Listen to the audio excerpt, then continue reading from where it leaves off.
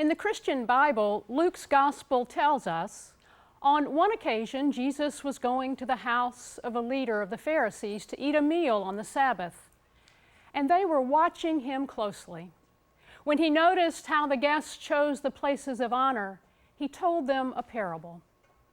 When you are invited by someone to a wedding banquet, do not sit down at the place of honor in case someone more distinguished than you has been invited by your host.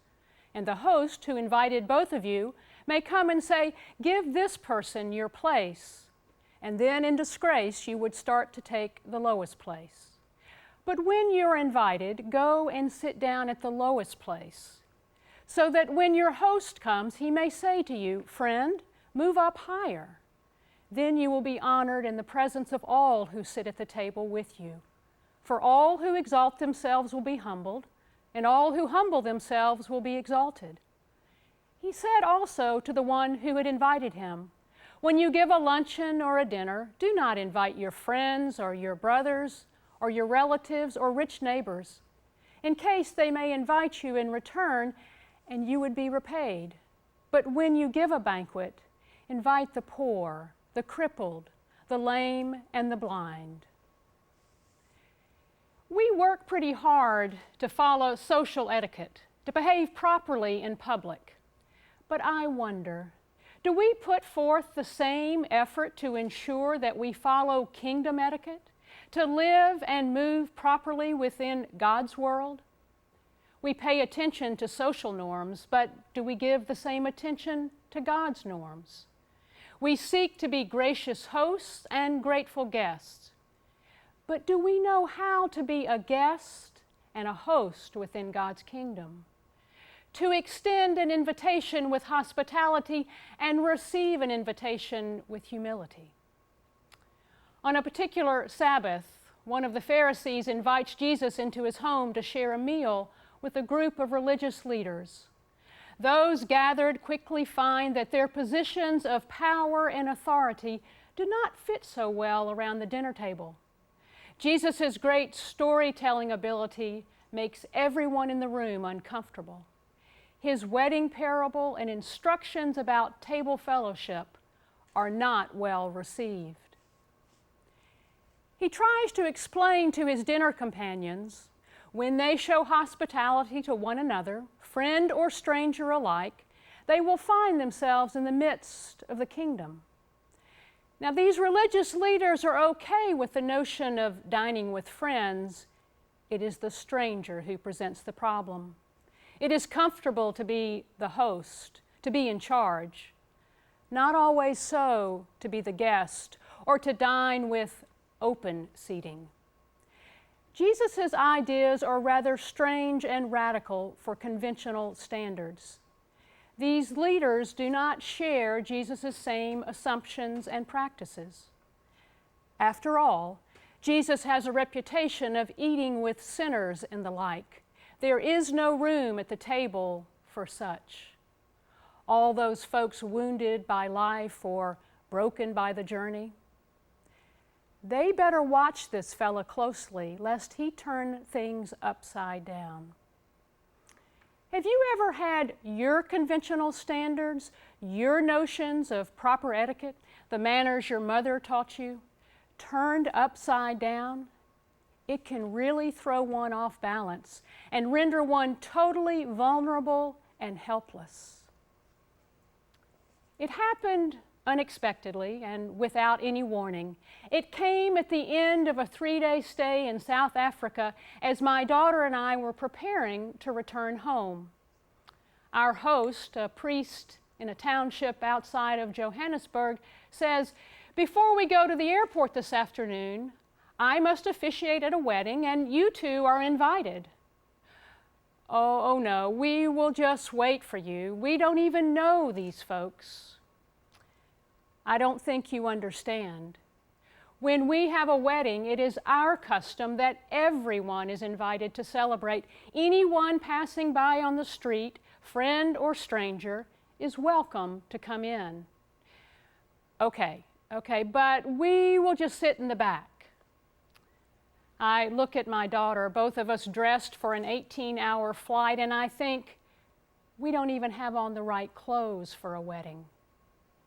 Just as we get ready to slip into the church, hoping to go unnoticed, the priest says, "After the service, we will all go around the corner to the bride's home for dinner.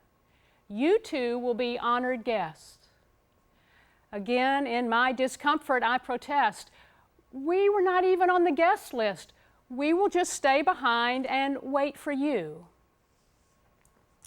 We find our seats at the back pew and watch as the marriage sacrament unfolds with all of its beauty and its grace.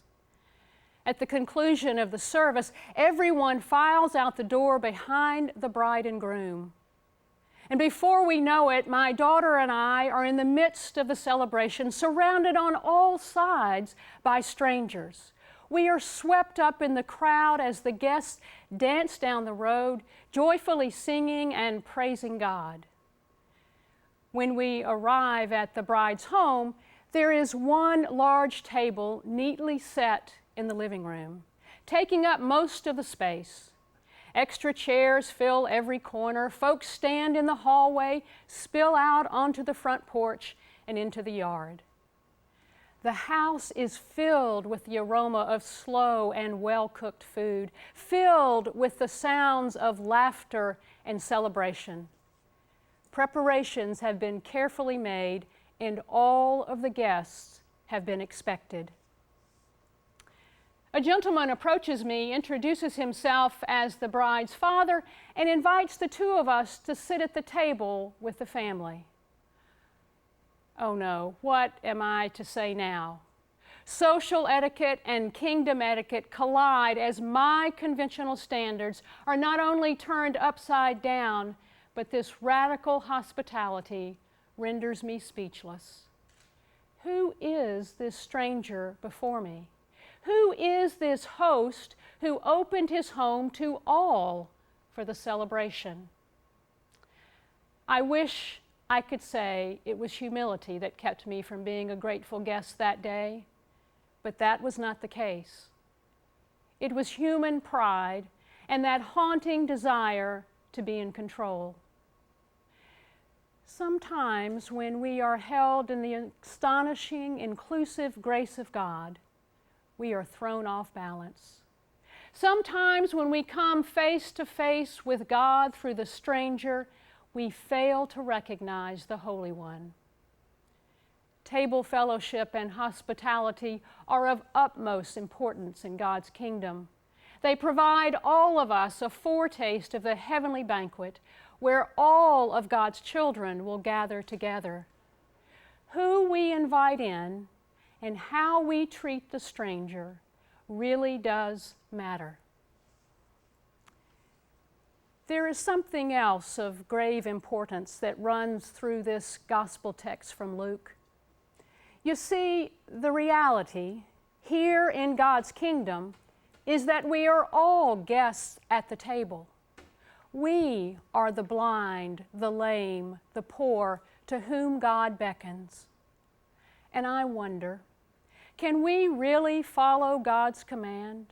Really live into the fullness of the kingdom before we acknowledge and accept our humble place at God's table?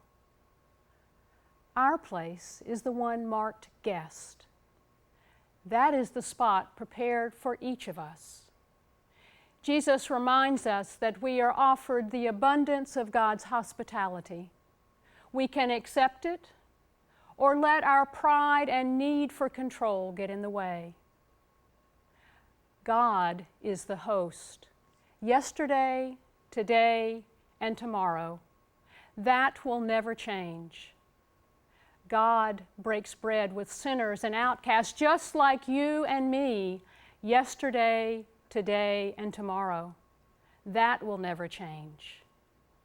God invites all, friend and stranger alike, to be guests at the table, the one that is filled with abundant life and overflowing with grace. When we follow kingdom etiquette, we realize God is in our midst.